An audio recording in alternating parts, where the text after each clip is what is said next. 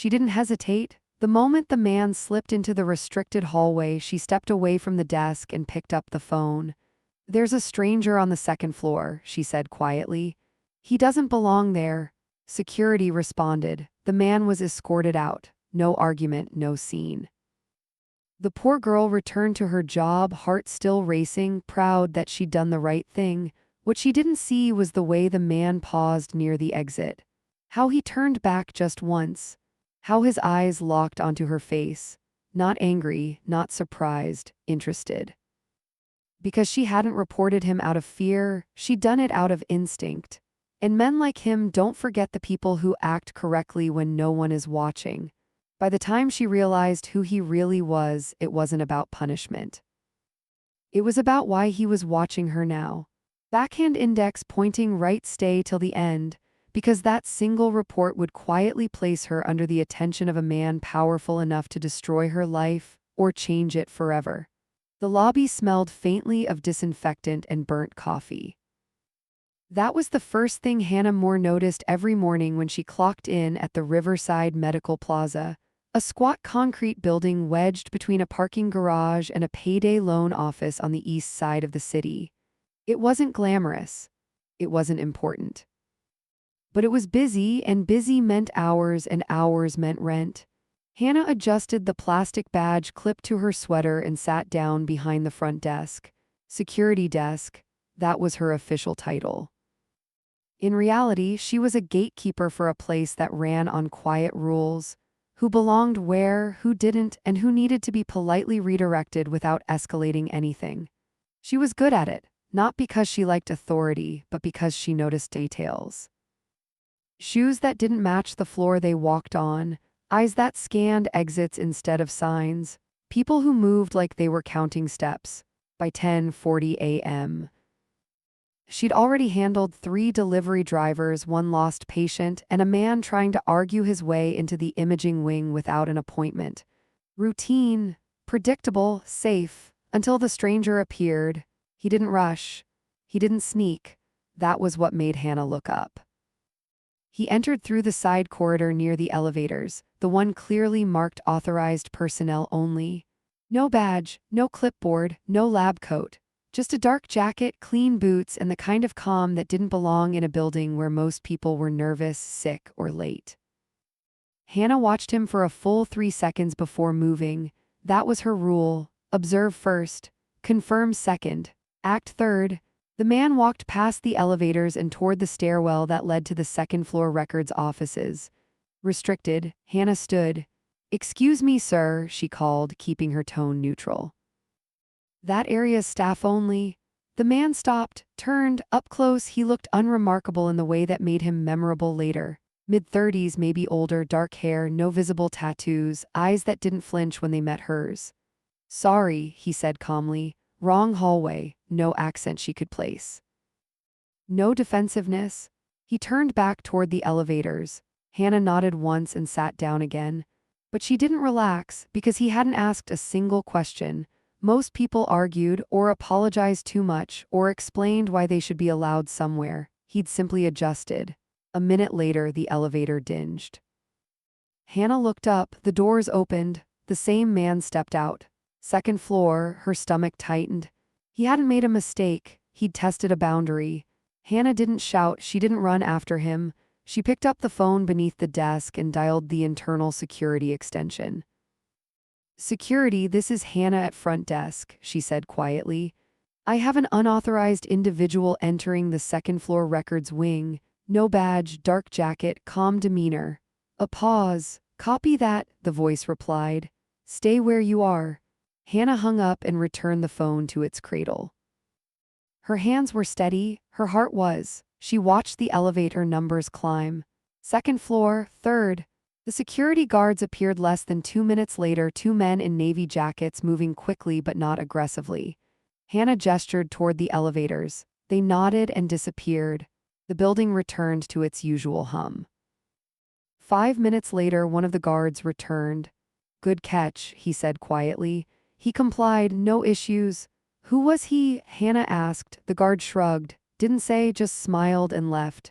That made her uneasy. The rest of Hannah's shift passed without incident. No alarms, no confrontations.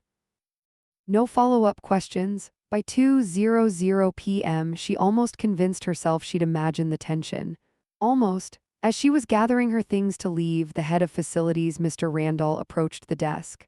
"Hannah," he said, smiling thinly. "Heard you reported someone earlier." "Yes, sir," she replied. "Unauthorized access attempt." Randall studied her for a moment longer than necessary. "You handled it correctly," he said. "Just be mindful." "Of what?" Hannah asked. Randall hesitated. "People don't like being questioned." Hannah frowned. "That's my job." Randall nodded, but his smile didn't reach his eyes. "Just saying," he replied and walked away. Outside, the afternoon air was sharp and cold. Hannah adjusted her scarf and headed toward the bus stop. Halfway down the block, she felt it, that subtle sensation between the shoulders being watched. She didn't turn around immediately. She checked her reflection in the window of a closed storefront. Across the street, a black sedan idled at the curb, engine running, windows tinted. The car didn't move when she looked, didn't react, just waited. Her pulse quickened. Coincidence, she told herself. The bus arrived with a hiss of brakes. Hannah boarded quickly and took a seat near the middle. As the bus pulled away, she glanced out the window. The sedan stayed behind. Relief washed through her, too fast, too eager. She leaned her head against the glass and exhaled. Across town, the man from the corridor stood in a private office overlooking the river. The jacket was gone now. So was the neutrality. A photograph of the medical plaza lay on the desk, Hannah's workstation circled in red. "She reported you," a man beside him said cautiously. "Yes," the stranger replied. "And you're not upset?" The man smiled faintly. "No," he said, "I'm impressed." She didn't hesitate. "That's what caught my attention," he replied.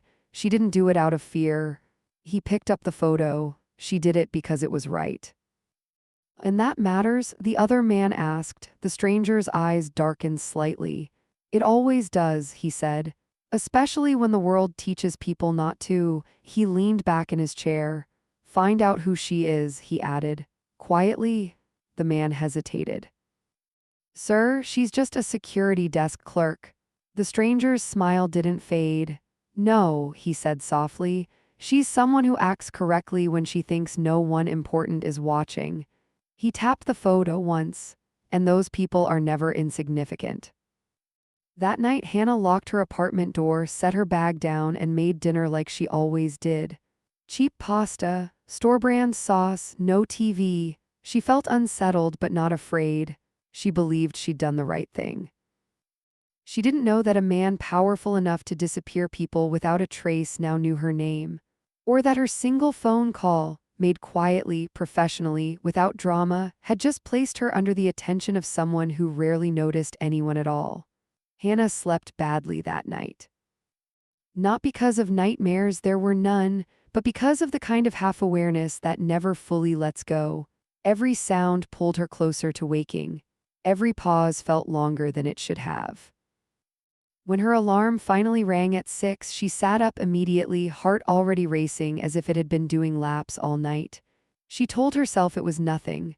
A stranger in a building, a routine report, a coincidence with a car, that was all. Still, she double-checked the lock before heading to the shower. The next morning at Riverside Medical Plaza felt off. Not wrong in any obvious way, no alarms, no tense meetings. No one pulled her aside for questions, but people noticed her more. The receptionist from Billings smiled too carefully when she passed. A nurse she barely knew stopped to chat about the weather. One of the janitors paused his cart near the desk longer than necessary, glancing at Hannah and then away.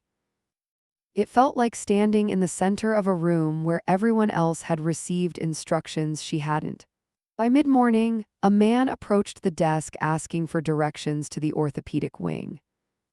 Hannah answered politely, but she noticed his eyes flick past her, to the badge on her sweater, to the phone beneath the desk, to the camera dome mounted in the corner.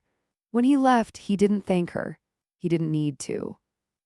At noon, Hannah's phone buzzed with a text from her older sister, Rachel.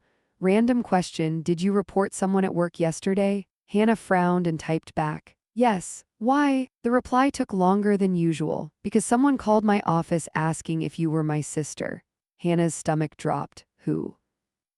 She typed, they didn't say, just asked about you, if you'd been stressed, if you were safe. Hannah stared at the screen, fingers cold. What did you say? That you're fine, Rachel replied. But Hannah, who did you report? Hannah didn't answer right away. She slipped her phone into her pocket and looked around the lobby. Nothing had changed, and that was the problem. That afternoon, Mr. Randall asked her to step into his office. He closed the door carefully behind them. Hannah, he said, folding his hands on the desk, you did everything right yesterday. Thank you, she replied, cautious now. There's just a development. Her chest tightened. What kind? Randall cleared his throat. The man you reported, he wasn't a threat. I didn't say he was, Hannah replied. He was unauthorized. Yes, Randall agreed quickly. And that's not in question, but he's connected. Connected how? She asked. Randall hesitated. To people who prefer discretion, he said finally. Hannah stared at him. That doesn't mean anything. It means, Randall said gently, that sometimes it's better to let certain things pass. Hannah felt heat rise in her chest. That's not how security works. Randall sighed. I'm not asking you to change your job, just read the room. Hannah stood. I did read the room. That's why I reported him? Randall didn't stop her as she left, but she felt his eyes follow her. The realization came slowly, like a bruise darkening. It wasn't that she'd done something wrong, it was that she'd done something inconvenient. On her way home, Hannah stopped at the grocery store. As she reached for a carton of eggs, a man at the end of the aisle glanced up from his phone and watched her openly. She met his gaze. He looked away. Outside, the same black sedan from the day before was parked across the street. Engine running, windows tinted, her breath hitched. She didn't panic. Panic wasted time. She walked past it deliberately, pretending to check her phone. The car stayed still. When she reached the bus stop and turned around, it was gone. That night, Hannah called Rachel. I think someone's watching me, she said quietly. Rachel went silent. Hannah, what kind of someone? I don't know, Hannah admitted, but it's not random. Rachel lowered her voice. Do you want me to come stay with you? Hannah considered it, then shook her head even though Rachel couldn't see her. No, not yet. Okay, Rachel said carefully, but you tell me if that changes. 2 days later, Hannah learned the man's name. She didn't hear it from work. She heard it from Marcus, one of the night security guards, when they crossed paths at the elevator. You didn't hear this from me, he said under his breath. But the guy you reported, that wasn't just some trespasser.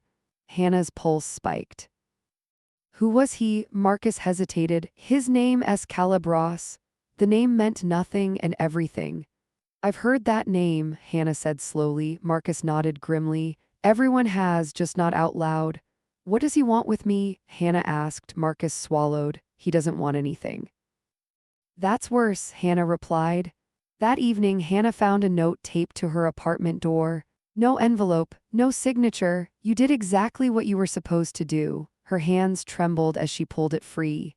She unlocked the door quickly and stepped inside, locking it behind her. She read the note again, not a threat, not a warning, acknowledgement. Her phone buzzed. Unknown number, I appreciate professionalism. Hannah sat down hard on the couch. Please stop contacting me, she typed. The reply came almost instantly. I will, but others may not. Her heart pounded. Why are you watching me? She wrote. 3 dots appeared, disappeared, reappeared, finally because you didn't look away. Hannah set the phone down, hands shaking. She finally understood. Reporting the stranger hadn't made her a problem. It had made her visible. And visibility, when noticed by the wrong person, was its own kind of danger. That night, as Hannah lay awake staring at the ceiling, she realized something with unsettling clarity. The man she'd reported wasn't angry, he was curious. And curiosity in someone with power was far more dangerous than rage. Hannah stopped pretending the attention wasn't real. Pretending took energy she needed to stay alert. Instead, she adjusted. She left 5 minutes earlier for work, took different routes home, not dramatic changes, just enough to notice patterns, enough to feel the edges of something circling without touching. The black sedan appeared twice more that week, once near the grocery store, once across the street from her apartment, always idling, never approaching, always gone by the time she looked too directly. The fear wasn't sharp anymore, it was focused. Caleb Ross watched people for a living. Not in the crude, obvious way most assumed. He didn't stalk, didn't hover, didn't rely on intimidation unless it served a purpose. He observed, from offices with mirrored windows, from cars parked legally, from reports delivered by people who didn't know why they were paying attention. Hannah Moore's file was thin, that bothered him. No debts, no addictions, no desperation worth exploiting. Yet she'd done something few people ever did. She de-enforced a rule without asking who it applied to. Caleb leaned back in his chair, steepling his fingers. That wasn't fear, he said quietly to the man across from him. That was instinct. And instinct can be taught, the man replied. Yes, Caleb agreed, but it's usually beaten out first. He picked up a still photo from the Medical Plaza's security feed, Hannah at her desk, phone in hand, expression calm. She didn't hesitate, he continued. She didn't check the room, didn't weigh consequences, she acted. And that matters to you? The man asked. Caleb's mouth curved slightly. It reminds me of someone. Hannah learned the reason by accident. Her sister Rachel insisted they meet for dinner, neutral territory, public, loud enough to feel safe. They chose a diner off the main road, bright lights, cracked vinyl booths. You're not telling me everything, Rachel said as soon as the food arrived. Hannah sighed. I don't know everything, but you know something? Yes, Hannah admitted. I reported a man who didn't belong somewhere, and now people are paying attention. Rachel lowered her voice. Who was he? Caleb Ross. Rachel froze. That's not good, she whispered. Hannah frowned. You know him? Not personally, Rachel said. But my firm handled a civil case years ago. His name came up, never in documents, never in testimony, just warnings. Warnings? Why me? Hannah asked. Rachel studied her. Because you did something people don't expect. What? You didn't ask permission, Rachel replied. You didn't check power first. Hannah felt something click into place. The meeting request came the next day, not through a note, not through a message, through her workplace. Mr. Randall approached her desk, pale and stiff. There's a gentleman who would like a word, he said quietly. He says it's about professionalism. Hannah stood slowly. I'll speak with him here, she said. Randall shook his head. He asked for privacy. Hannah met his eyes. Then he can wait. Randall hesitated, then nodded and walked away. 5 minutes later, Caleb Ross stepped into the lobby. No entourage, no intimidation, just a man in a dark coat, hands visible, expression composed. Hannah Moore, he said. Thank you for seeing me. She didn't stand. You said you'd stop contacting me. I said I would, Caleb replied calmly. I didn't say I wouldn't explain. She gestured to the chair opposite the desk. Then explain. Caleb sat. I'm not here to threaten you, he said, or reward you. Good, Hannah replied. Because I don't want either, he nodded. I know. That unsettled her more than anger would have. Why are you watching me? She asked. Caleb considered his answer carefully. Because you enforced a rule that would have protected you, he said, even if I hadn't been who I am. Hannah frowned. That doesn't make sense. Yes, it does, Caleb replied. Most people don't act unless fear pushes them. You acted because it was right. That shouldn't be rare, Hannah said. Caleb's eyes darkened. In my world it is. She leaned forward. Then why not leave me alone?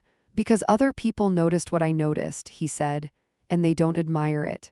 Her stomach tightened. What do they want? They want to know if you're predictable, Caleb replied.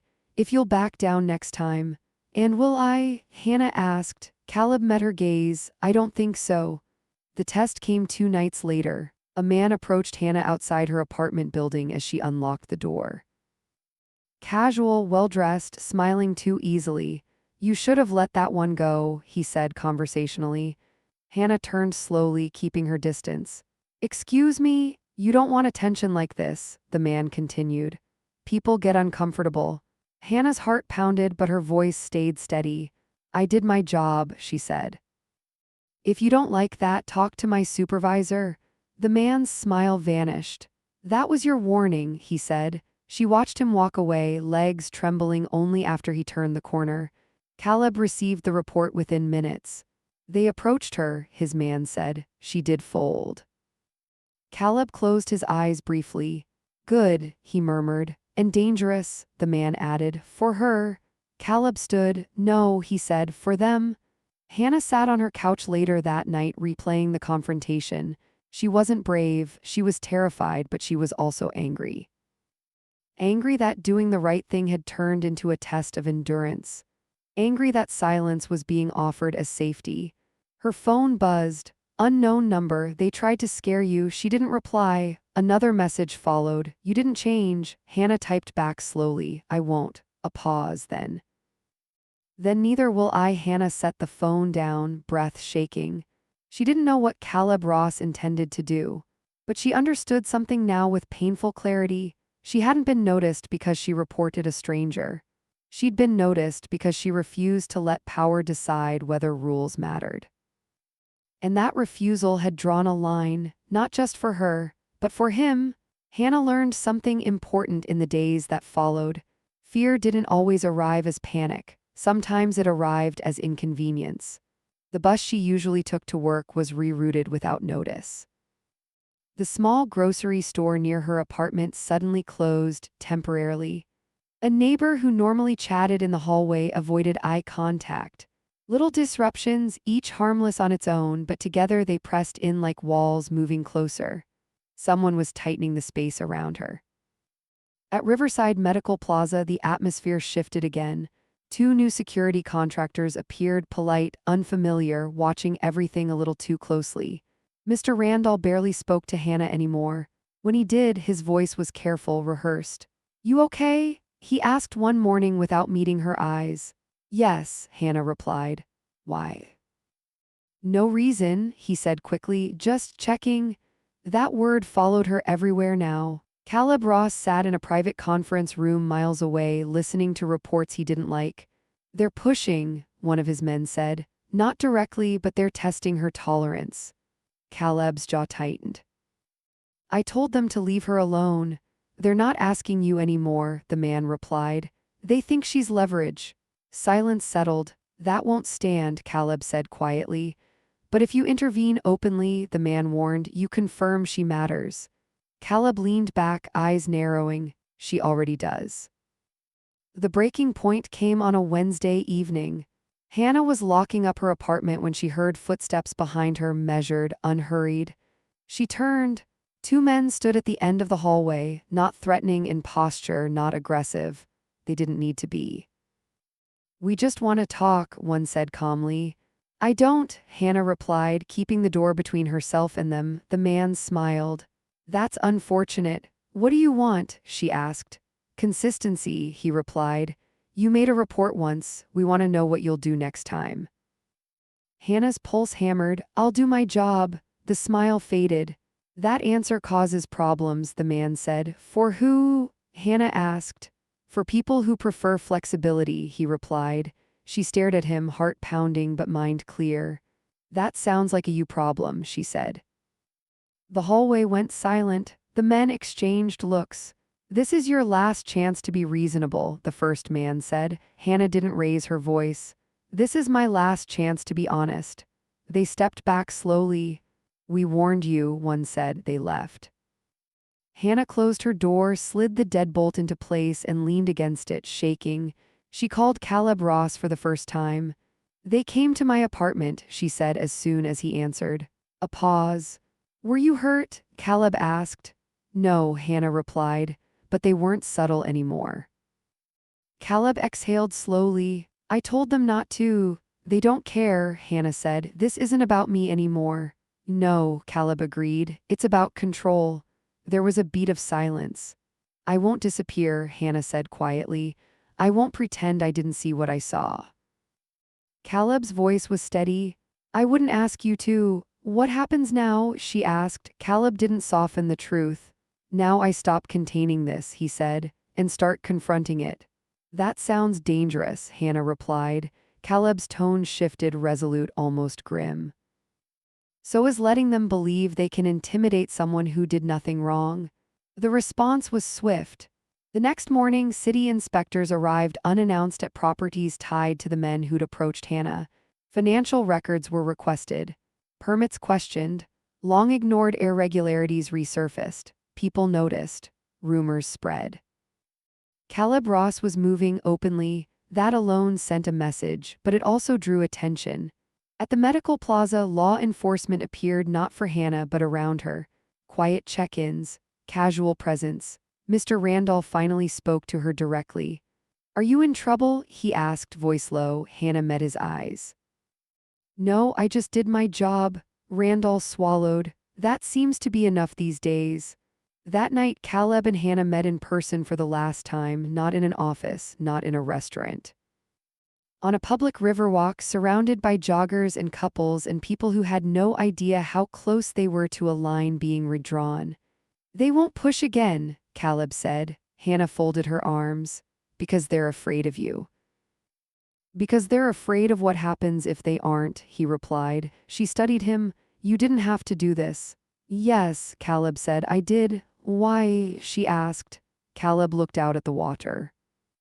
Because the moment they tried to scare you, he said, they crossed a line I stopped believing in years ago. Hannah nodded slowly. And what does that cost you? She asked. Caleb's mouth tightened. More than you'll ever owe me. She met his gaze.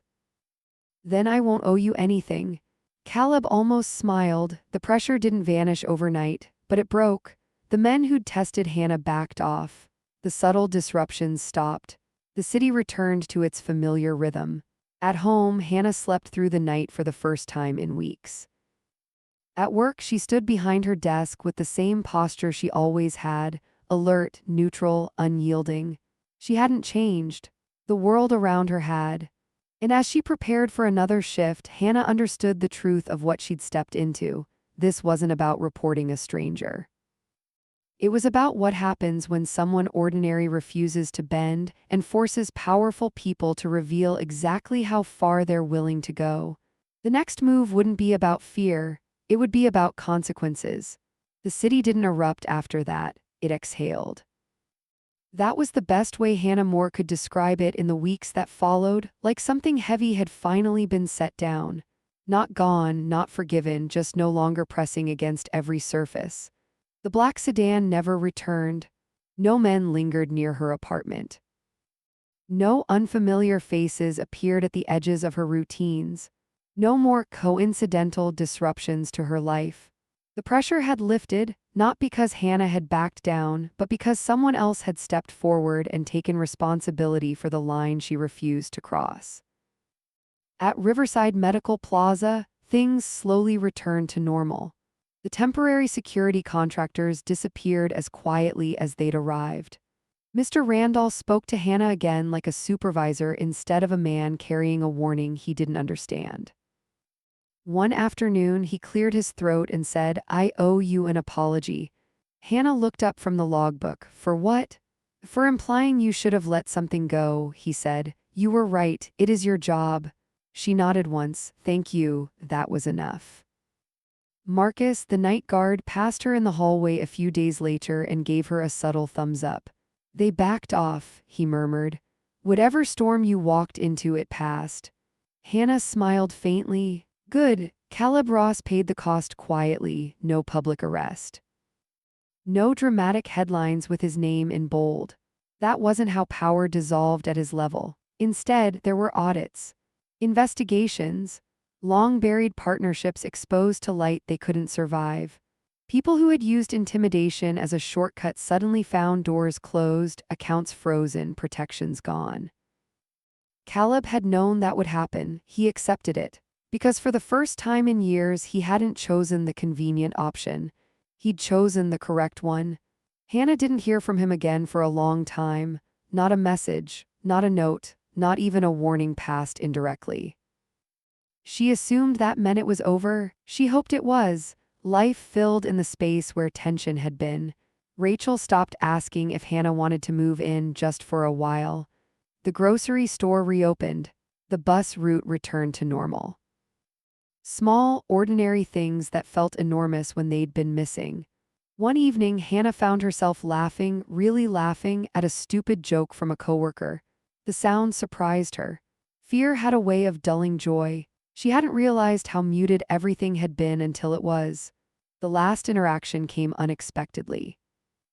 Months later, Hannah was leaving the plaza at dusk when she noticed a familiar figure standing across the street, hands in pockets, posture relaxed, gaze steady. Caleb Ross, no entourage, no tension, just a man waiting. Hannah stopped. So did he. They didn't rush toward each other, didn't make it dramatic. They met halfway. I wanted to tell you something, Caleb said quietly. Hannah folded her arms, not defensively, just comfortably. You don't owe me anything. I know, he replied. That's why I came. She waited. I'm stepping away, Caleb said, not disappearing. Just no longer deciding things from behind the curtain. Hannah studied him. Why tell me? Because you should know, he said, that what you did mattered beyond you. She considered that. I didn't do anything special, she said. I followed a rule. Caleb nodded. That's what scared them. And you? She asked. Caleb looked away briefly. It reminded me who I was before I learned how useful fear could be. Hannah held his gaze. And now, he said, I know what it costs. They stood in silence for a moment. Will you be okay? Hannah asked. Caleb smiled faintly. That depends on how you define okay. She nodded. Fair. He took a step back. I won't contact you again, Caleb said. Not because I'm afraid of you, but because you deserve a life untouched by my world. Hannah's voice was calm. I already have one. Caleb inclined his head once, then he turned and walked away. The final test came when Hannah least expected it. A year later, different day. Different season, same building. A man rushed past her desk toward the restricted hallway, no badge, phone pressed to his ear, irritation in his stride. Hannah stood. Sir, she said clearly, that area's staff only. The man waved her off. I'm in a hurry, she didn't raise her voice. So is everyone else, she replied. Please come back to the desk. He hesitated, looked at her, assessed, then sighed and turned around. Fine, he muttered. Security arrived moments later and handled it professionally. No drama, no aftermath. No one looked at Hannah differently. She returned to her chair and made a note in the logbook. Routine, correct. That evening, Hannah walked home under a sky streaked with orange and purple. She passed the spot where the black sedan had once waited. Nothing stood there now. She realized something then, not all at once, but with a steady certainty that settled deep in her chest. Doing the right thing hadn't protected her because a powerful man noticed. It had protected her because she hadn't changed when he did. Power moved around her. Fear tested her. But she remained consistent. And consistency, quiet, unyielding, unafraid of names or shadows, was stronger than any threat that came disguised as influence. Hannah unlocked her door, stepped inside, and turned on the light. Tomorrow she would go to work. She would watch details. She would follow rules. And if someone crossed a line, she would report it, not because someone important might be watching, but because she always did what was right, even when no one was supposed to notice. And that, she had learned, was exactly why someone always did.